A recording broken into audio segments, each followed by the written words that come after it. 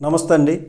ఏపీలో గతేడాది చోటు చేసుకున్నటువంటి రాజకీయ పరిణామాల నేపథ్యంలో చంద్రబాబుతో జట్టు కట్టినటువంటి పవన్ కళ్యాణ్ ఎన్నికల్లో కూటమిని ఘన విజయం దిశగా నడిపించడంతో పాటుగా ప్రభుత్వ ఏర్పాటులోనూ కీలకమయ్యారు. ఆ తర్వాత ప్రభుత్వంలోనూ డిప్యూటీ సీఎం హోదాలో కీలకంగా ఉన్నారు. అయితే తాజాగా అసెంబ్లీ వేదికగా పవన్ కళ్యాణ్ చేసినటువంటి కామెంటు అధికార కూటమితో పాటు విపక్షాలని కూడా ఆలోచనలో పడవేసింది. దీని వెనుక రాష్ట్ర అధికార కేంద్రంగా చోటు చేసుకుంటున్నటువంటి పరిణామాలే కారణమై ఉండొచ్చని ప్రచారం జరుగుతోంది.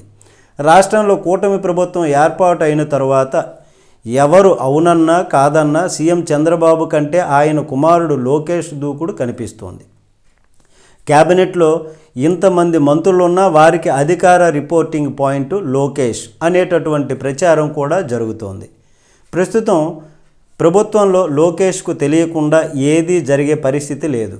ప్రతి నియామకము, ప్రతి బదిలీ, ప్రతి నిర్ణయము, ప్రతి వ్యూహంలోనూ లోకేష్ ముద్ర స్పష్టంగా కనిపిస్తోంది.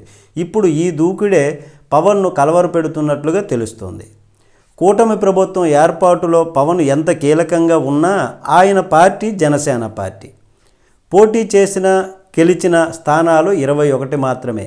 మరోవైపు 134 సీట్లతో గెలుచుకున్నటువంటి టీడీపీ ఇప్పుడు పవన్ లేకపోయినా ఎలాంటి ఇబ్బంది లేకుండా 5 ఏళ్ల పాటు ప్రభుత్వాన్ని నడుపుకునేటటువంటి స్థితిలోనే బాగానే ఉంది. ఇలాంటి స్థితిలో లోకేష్ దూకుడు పవన్కు సహజంగానే కలవరంగా మారుతోంది.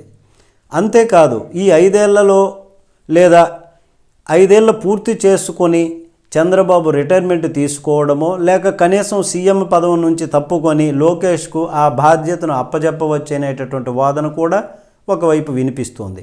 ఈ నేపథ్యంలో లోకేష్ సీఎం అయ్యే అవకాశాలు నానాటికి మెరుగుపడుతున్నట్లే అనిపిస్తోంది. దీంతో చంద్రబాబు కాకపోతే తానే సీఎంగా భావిస్తున్నటువంటి పవన్ కళ్యాణ్ తాజాగా అసెంబ్లీలో మరో 10 ఏళ్ల పాటు చంద్రబాబే సీఎం అన్న మాటను నేరుగానే చెప్పేశారు. మరో 10 ఏళ్ల పాటు చంద్రబాబే సీఎంగా ఉంటారు అని, ఇంకెవరిని ఒప్పుకునేది లేదు అన్నటువంటి సంకేతం ఆయన మాటల్లో కనిపిస్తోంది.